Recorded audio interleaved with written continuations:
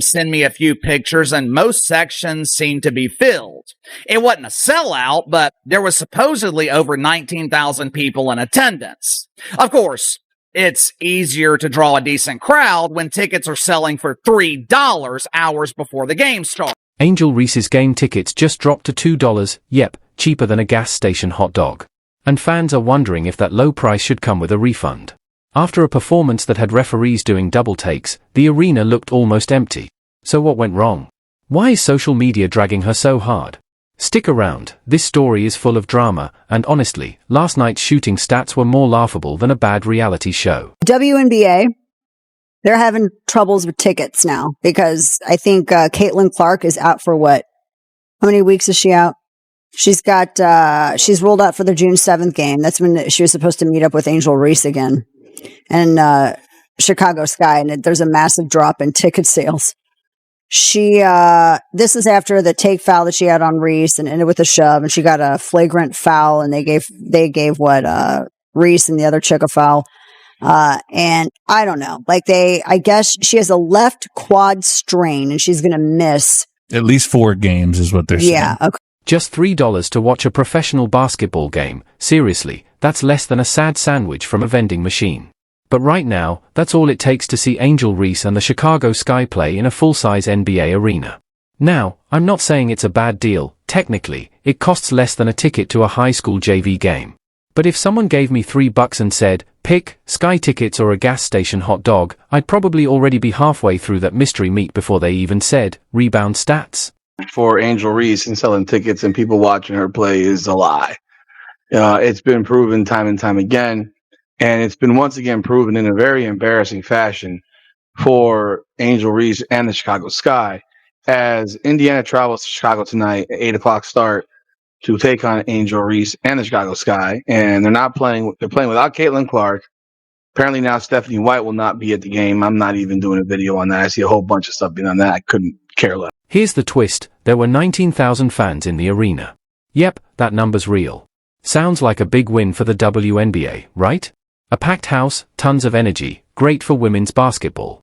But hold on, they weren't there to see the Chicago Sky. The real draw? The opposing team. The Sky just happened to be playing the Indiana Fever, aka the team with Caitlin, all eyes on me, Clark, who's pretty much carrying the entire league's marketing efforts on her back like it's no big deal. Price of tickets to get into this building have completely plummeted.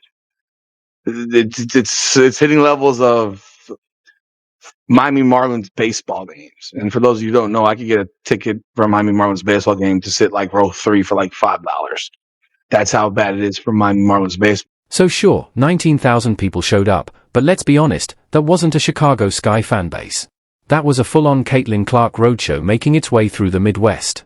And even with all that buzz, Chicago still had to slash ticket prices to something you haven't seen since the days of Blockbuster rentals, just to fill the seats. It's like throwing a party at your own house, only to find out everyone came to see your way more famous neighbor, and you still had to pay them to show up.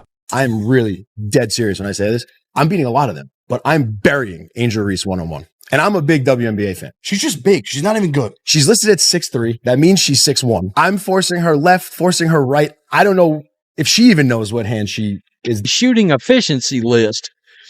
Unfortunately for Angel Reese, she's dead ass last. And I'm not kidding you in this list of players. Tickets to see the Chicago Sky are down to just $3, and that's not just low, it's record-breaking.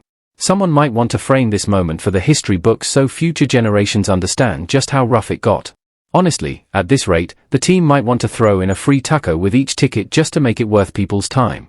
To put it in perspective, you could take a family of 5 to the game for $15, still have change left over for nachos, and then sit there wondering what you just did with your evening.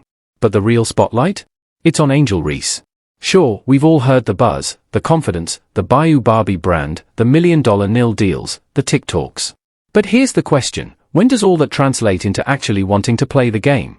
Right now, that part's looking shaky. And this isn't light criticism, we're talking full-on red alert. Half the time, Angel looks like she'd rather be anywhere else. She's jogging around like effort is optional, and her body language says, can we wrap this up, more than I'm here to win. And anytime someone dares to point it out, her fans come rushing in like she's made of glass, defending her with zodiac signs and vibes instead of stats and performance. At the end of the day, she's a pro athlete, not a social media brand. It's okay to expect more. This is your star? This is who the media claims is elevating the WNBA? This is who the media has spent the last year wasting time trying to convince us that Angel Reese is responsible for elevating the dump? The same Angel Reese that could not sell out home games when she was at LSU. The same Angel Reese that struggled to sell tickets last year with the Chicago Bravado. The same Angel Reese that could not give away free tickets to her immaculate homecoming a couple of weeks ago at LSU. Yes, every rookie has a learning curve, that's expected. But when your team's tickets cost less than the clearance bin at a thrift store, and people would rather eat microwave gas station beef than show up to your game, it might be time to take a step back and reflect. Because no matter the fame, the shoe deals, or the social media buzz, basketball still demands at least a little effort. And right now, Angel Reese is giving off serious, I'm just here so I don't get fined vibes. The wildest part? Every time she steps on the court, the internet erupts. Half the people crown her the future of the league, and the other half start writing obituaries for her box score. It's total chaos, like a reality show in sneakers. And those empty seats? They're just quiet reminders that something isn't working. Let's be real, if you're a rising WNBA player and your home game tickets are going for less than a Starbucks cake pop, you're in trouble. Like, full-on, call your PR team and fake an injury kind of trouble. Because the league can't build stars out of players who only draw crowds when a more popular opponent is in town, and even then, only by practically giving the tickets away. So Angel Reese came out and had a 12 rebound, 4.2 assist game in the absence of Caitlin Clark tonight. Angel, they're not coming for you. They're coming to watch the prodigal son or daughter, Caitlin Clark. So as an Indiana Fever beat the Chicago Sky by 29 points without Caitlin Clark, I asked the EBT community, do y'all have eyes? Like, these two players have nothing in common. But don't worry, Angel Reese still has her loyal fans. You know the ones, always saying she brings more than just stats to the game. And hey, that's fine. Let's put that on a t-shirt. 0 points. 2 rebounds. Unlimited vibes. Iconic? Maybe. Legendary? If you say so. Inspiring? Possibly. But none of that helps when the scoreboard's flashing a giant L the size of Lake Michigan. Meanwhile, Caitlin Clark is out here racking up triple-doubles and turning every WNBA game into must-see TV. ESPN might as well rename itself the Caitlin Clark Network at this point, and fans are eating it up. While Angel? She's stuck getting boxed out and quote-retweeting shade from the bench. Now to be clear, Angel Reese can play. She's got the size, the instincts, and a media presence most players would dream of.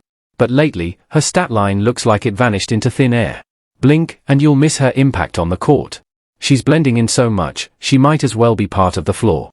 And yet, try to mention it online, and her defenders react like you just committed a crime against humanity. At some point, we have to stop acting like branding alone is enough. Being the moment only gets you so far before people start asking, what are you actually doing in the moment? Because $3 tickets? That's not hate. That's the market quietly saying, thanks, but no thanks. It's gotten to the point where fans in the arena are more focused on filming TikToks than watching the game. You can hear conversations echoing across empty rows because no one's cheering unless Caitlin Clark has the ball. It's like going to a concert where the opening act shows up, but the headliner forgot their lyrics and left the mic at home. The WNBA has been fighting for the spotlight for years, and now that it finally has some, Angel Reese is out here walking around like she signed up for a photo shoot, not a basketball game. A hustle play, a sprint down the court, some fire. Is that too much to ask? Because right now, the fastest thing on that court is the crowd rushing for the exits before halftime. Angel Reese has a monster motor, and she'll gobble up double-doubles just off effort. But what I really like to see is her putting in work on her jumper, because Barbie getting buckets is going to be a real problem.